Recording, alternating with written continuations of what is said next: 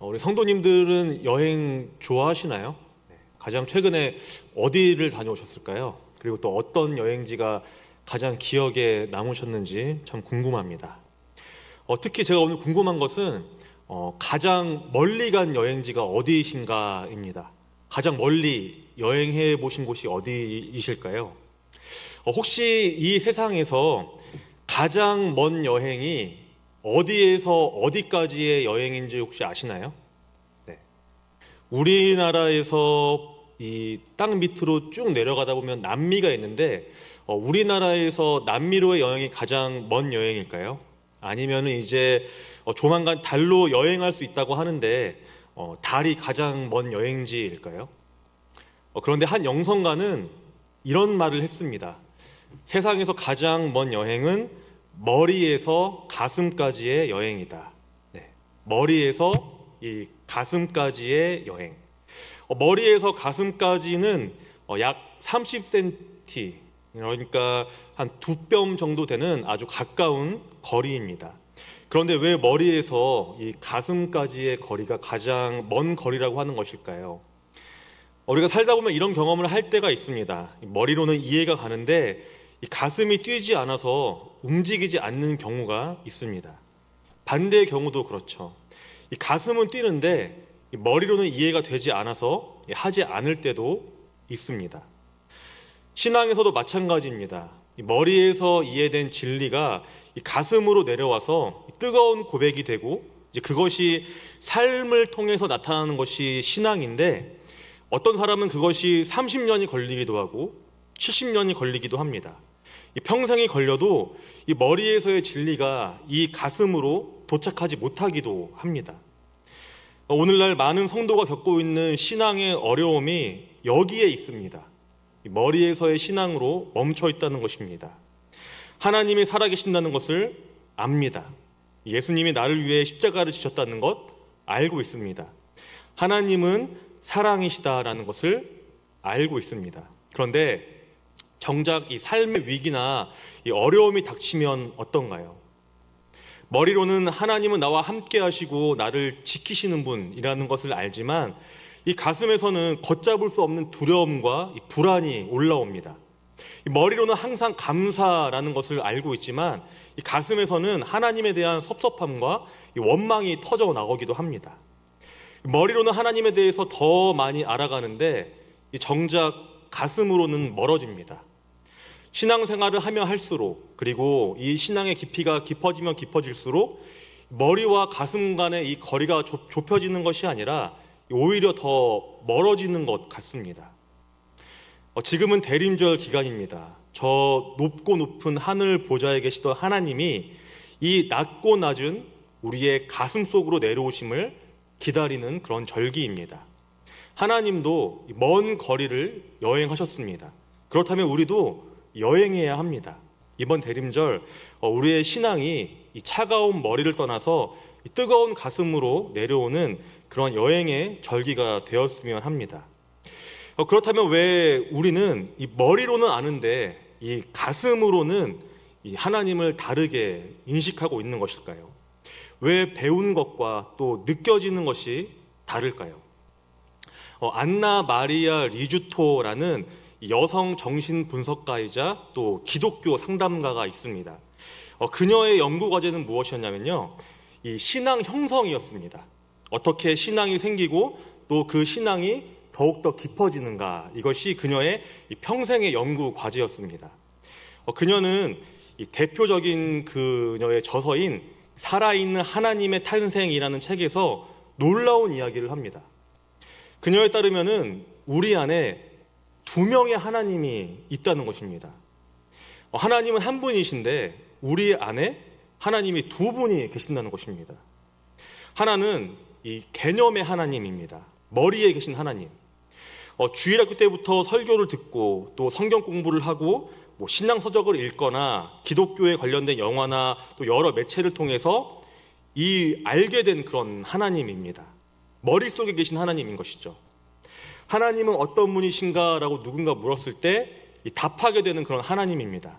공의의 하나님, 거룩하신 하나님, 선하신 하나님, 전지전능하신 하나님 등등 아마 지금 성도님 가운데에서도 하나님이 누구시냐라고 물었을 때 떠오르는 그런 생각이 아마 다 있으실 것입니다. 두 번째는 이 표상의 하나님입니다. 표상의 하나님. 표상이라는 말이 좀 어려운데요. 쉽게 말해서 이미지 혹은 느낌입니다. 하나님이라는 이름을 딱 들었을 때 마음으로 와닿는 그런 모습입니다. 이것은요, 설교나 성경 공부 또 책을 통해서 우리가 배우는 것이 또 듣는 것이 아닙니다. 이 마음의 하나님, 이 표상의 하나님은 우리가 경험하는 것입니다. 좀 더 특별히, 좀 더 자세하게 말씀드리자면은, 우리가 경험하는 하나님은 우리가 태어나서 아주 어릴 때 나를 돌봐주시던 그 부모님이나 아니면은 자라오면서 나에게 영향을 많이 준 사람의 그 경험을 통해서 우리 가슴 속에 새겨진 하나님입니다. 이런 말이 있습니다. 아이는 부모의 얼굴을 통해서 하나님의 얼굴을 그린다. 아이는 부모의 얼굴을 통해서 하나님의 얼굴을 그린다. 즉, 부모님을 통해서 이 하나님과 나와의 관계가 설정이 된다는 것입니다. 예를 들어서 어떤 분이 하나님은 은혜의 하나님, 또 나를 있는 그대로 사랑하시는 하나님이라고 배웠습니다. 그런데 그 사람이 매우 엄격한 부모님 밑에서 자랐습니다. 성적표를 잘 받았을 때만 칭찬해주고 조금만 실수를 하면은 이 강한 훈육과 매를 들었습니다. 인간관계에서도 마찬가지입니다. 내가 이제 뭔가를 베풀고 이 사람들을 즐겁게 할 때만 이 사람들이 나를 좋아하고 그렇지 않을 때는 나를 외면했습니다. 이분에게 있어서 하나님의 표상, 즉 이 가슴 속의 하나님은 어떤 분일까요? 성과를 요구하는 하나님, 또 잘해야만 칭찬하는 하나님, 또 실수하면 벌 주시는 그런 무서운 하나님입니다. 이런 분들의 신앙생활은 참으로 고단합니다. 겉으로는 열심히 봉사합니다. 참 헌신적이죠. 예배도 빠지지 않고요. 헌금도 많이 합니다. 그런데 그 안에 기쁨이 없고 항상 늘 불안합니다. 초조합니다. 내가 기도를 덜해서 사업이 안 되는 건가? 내가 헌금을 더 하지 않아서 내 자녀가 잘 되지 않는 것일까? 내가 오늘 새벽 기도를 가지 않아서 이렇게 아픈 건가? 늘 하나님의 눈치를 보게 됩니다. 머리로는 은혜를 말하는데 이 가슴에는 여전히 율법과 두려움에 묶여 있는 것이죠. 이러한 예도 있습니다. 부모님이 너무 바빠서 늘 혼자 방치되어 자랐습니다. 이분은 머리로는 임마누엘의 하나님, 나와 함께 하시는 하나님이라는 것을 알고 있습니다. 그런데 이 가슴 속의 하나님은 내 사정에는 관심이 없는 하나님, 내가 필요할 때, 내가 불러도 대답 없는 하나님, 그렇게 인식이, 그렇게 가슴으로 경험을 했습니다. 그래서 조금만 힘들고 어려워도 하나님은 내 기도를 듣지 않으셔. 하나님은 내 처지와 모습에 관심이 없으셔. 내 인생은 내가 알아서 해야 돼. 라면서 이 마음의 문을 닫아버립니다. 그런데 실제로 이런 경우가 참 많이 있습니다. 제가 지금 상담학 박사 과정을 공부하고 있는데요. 학교에서 가끔이 아니죠. 학교에서 이제 목회자의 그 길을 준비하고 있는 그런 학생들을 이제 상담할 때가 많이 있습니다. 이들의 가장 큰 고민이 무엇일까요? 이들의 가장 큰 고민. 앞날이 불안해요. 담임 목사님이 너무 권위적이고 또 담임 목사님한테 배울 것이 없어요. 강단에 설면은 너무 떨려서 말씀을 전할 수가 없어요. 설교 준비가 너무 어렵습니다. 사람들이랑 관계 맺는 것이 너무나 쉽지 않아요. 이런저런 고민들을 내놓습니다. 그런데 이분들과 깊게 이야기를 나눠보면은 결국에는 이 하나의 고민으로 이어집니다. 바로 이 머리로는 알고 있는 그 하나님과 이 가슴으로 느끼는 하나님이 다르다는 것입니다. 그리고 더 깊이 이야기를 나누다 보면은 공통점이 한 가지가 있습니다. 바로 부모님이나 아니면은 더 가깝고 또 중요한 관계에서 상처를 입은 경우가 많이 있다는 것입니다. 이것이 바로 이 머리에서 가슴까지의 여행이 그토록 어렵고 험한 이유입니다. 우리가 하나님께로 가려고 할 때 이 가슴 안에 또 상처 입은 내가 가지고 있는 그 왜곡된 하나님의 이미지 때문에 이 길이 막혀서 머리에서 가슴까지로 가지 못하는 것입니다.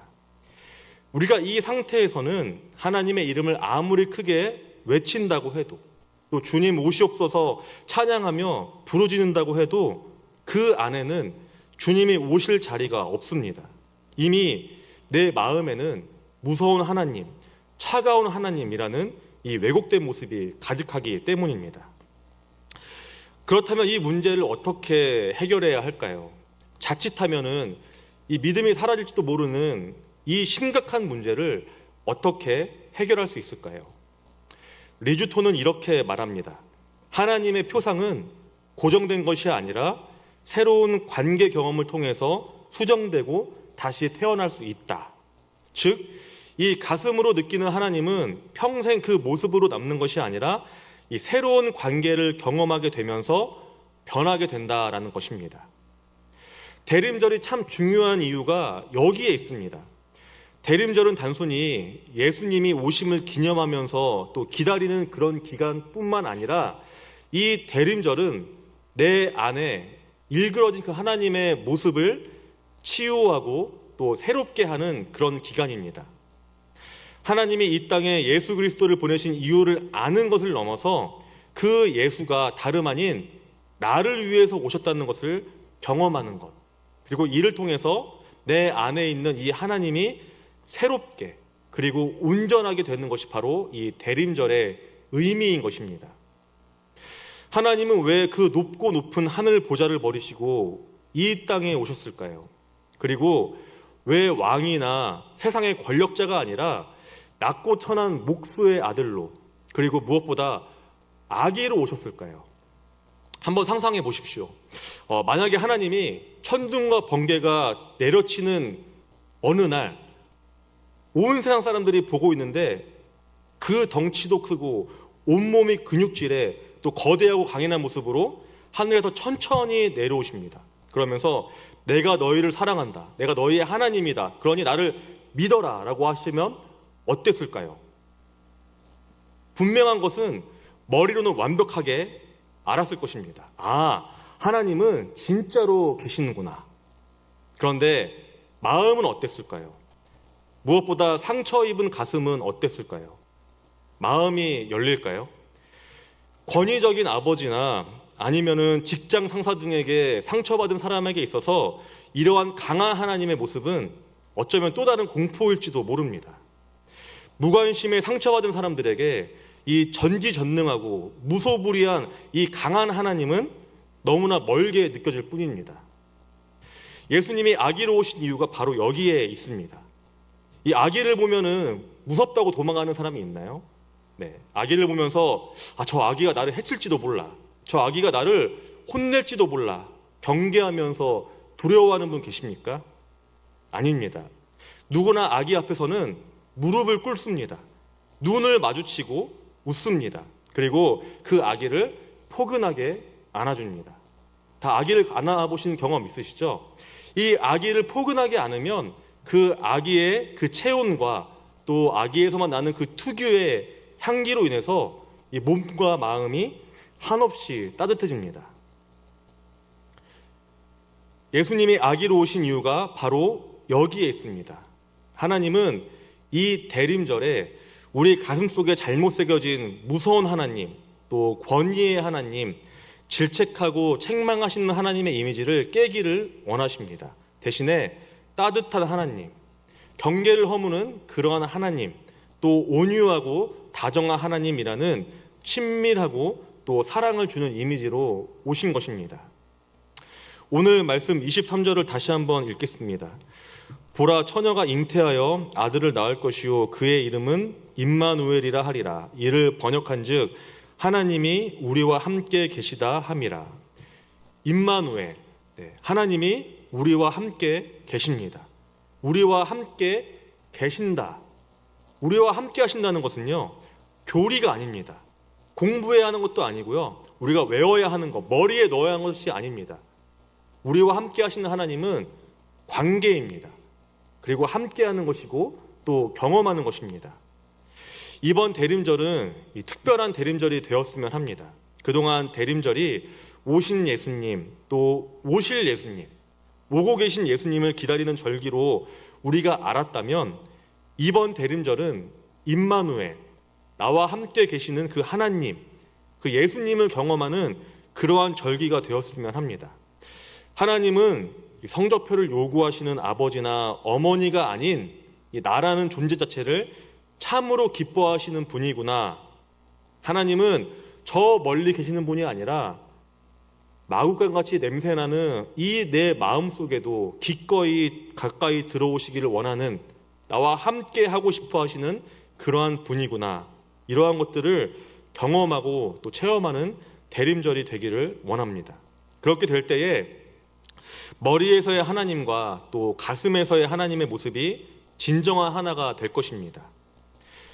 이번 대림절 특별히 머리에서 가슴이 가까워지는 이 30cm라는 이 먼 거리를 0으로 만들어줄 그 방법에 대해서 짧게 세 가지를 나누고자 합니다. 첫 번째는 솔직한 기도입니다. 많은 분들이 기도할 때도 이 가면을 씁니다. 하나님 감사합니다. 하나님 사랑합니다. 습관적으로 기도합니다. 힘들고 어려울 때도 감사와 사랑을 고백합니다. 너무나 좋은 기도의 모습이고 또 너무나 하나님이 기뻐하실 그러한 기도입니다. 그런데 솔직히 기도해도 됩니다. 화가 납니다. 불안합니다. 하나님께 따지고 싶을 때가 있으면 따지시면 됩니다. 그럴 때 이 가슴 속의 이야기를 솔직히 말씀하시면 됩니다. 주님, 제 머리로는 주님이 좋은 분이신 것을 알고 있는데 제 가슴 속으로는 솔직히 주님이 무섭습니다. 주님이 나 때문에 실망하실까 봐 두렵습니다. 어릴 때 부모님이 저를 때린 기억 때문에, 저를 방치했던 그 기억 때문에 하나님도 그러지 않으실지 참 두렵고 떨리기도 합니다. 이렇게 내 안에 있는 그 상처를 솔직하게 기도로 털어내야만 합니다. 이 마음의 치유는요, 내 마음의 이 왜곡된 감정을 하나님 앞에 내어놓을 때, 그 감정을 직면할 때에 시작이 됩니다. 두 번째는 이 아기 예수를 깊이 묵상하는 것입니다. 이번 대림절 동안에 참 많은 말씀이 있지만 특별히 아기 예수님을 깊이 묵상하기를 원합니다. 말구 위에 누운 아기 예수님, 엄마 젖을 찾는 아기 예수님, 배고프다고 우는 아기 예수님, 그리고 그 작고 귀여운 아기 예수님의 손과 발, 바로 그분이 나를 찾아오신 구원자입니다. 그 예수님을 우리가 상상하는 것만으로도 뭔가 가슴이 따뜻해지는 것을 느끼게 됩니다. 그러한 예수님을 묵상하기를 원한다는 것입니다. 그리고 묵상하면서 한번 이렇게 팔을 들어서 실제로 한번 앉는 이런 신용을 한번 해보십시오. 정말 예수님을 앉는 그런 느낌을 분명히 느끼실 것입니다. 그러면 우리의 이 딱딱하고 굳은 마음 또한 녹습니다. 내가 이렇게 작고 연약한 아기로 온 것은 너를 심판하려 온 것이 아니라 너와 눈을 맞추고 또 너에게 안기기 위함이란다. 이러한 그 예수님의 음성이 들릴 때 이 머리의 지식으로만 남았던 주님의 그 가슴의 감격이 우리 안에 온전히 경험되는 것입니다. 마지막은 따뜻한 공동체가 되는 것입니다. 리주토는 이 하나님의 표상이 어린 시절 관계에서 형성이 되었듯이 이 치유 또한 새로운 관계를 통해서 일어난다고 했습니다. 이 관계를 맺는 곳, 우리가 관계를 맺는 곳이 어디입니까? 바로 교회입니다. 우리가 이 서로에게 따뜻함으로 대해주고 또 조건 없이 품어줄 때에 우리 안에 있는 그 상처 입은 하나님의 그 이미지가 치유가 됩니다. 이 세상도 그렇지만 교회 안에 보면 상처 입은 분들이 참 많습니다. 아니 사실 우리 모두가 다 상처 입은 사람들입니다. 그렇기에 우리가 서로가 서로에게 작은 예수가 되어주면 참 좋겠습니다. 누군가 실수했을 때, 내 마음에 들지 않는다고 했을 때 정죄하는 것이 아니라 그 허물을 덮어주기를 원합니다. 그럴 때에 상대방은 하나님이 이 사람을 통해서 나를 용서하시는구나. 하나님이 이 사람을 통해서 나를 덮어주시는구나. 이것을 가슴으로 경험하게 됩니다. 힘든 지체에게 따스한 위로 한마디, 격려할 때, 그리고 따뜻한 밥 한 끼를 대접할 때에 하나님이 나를 이렇게까지 먹이시고 또 내 이야기를 들어주시는구나라고 느끼게 될 것입니다. 말씀을 맺겠습니다. 내 안에 살아계시는 하나님은 말 그대로 살아계십니다. 그리고 살아있다는 것은 항상 새롭습니다. 그렇기에 2000년 전 베들레헴에서 태어난 아기 예수의 이야기는 그때로 끝나는 것이 아닙니다. 지금도 내 안에서 새롭게 태어나야만 합니다. 특별히 상처 입은 내 마음에서 이 불안과 두려움에 휩싸인 그 상황 가운데에서 다시 태어난 그 예수님만이 이 모든 부정적인 모습들을 사하실 것입니다. 이번 대림절이 그 시간이 되기를 원합니다. 이 머리의 지식에서 출발해서 이 가슴 어딘가에 막혀있던 아픈 과거와 또 왜곡된 모습이라는 그 장애물을 뚫고 가슴의 고백으로 이어지는 그 여행이 되기를 소망합니다. 세상에서 가장 멀지만 이 여행은 반드시 해야만 하는 여행입니다. 말씀 서두에서 제가 언급했던 이 머리에서 가슴으로의 여행이 세상에서 가장 먼 여행이다 라고 말했던 영성가는 또한 이렇게 말했습니다. 세상에서 가장 먼 여행을 마친 자만이 이 세상에서 가장 깊은 평안을 누린다. 이 은혜가 우리 모두에게 임하기를 간절히 소망합니다.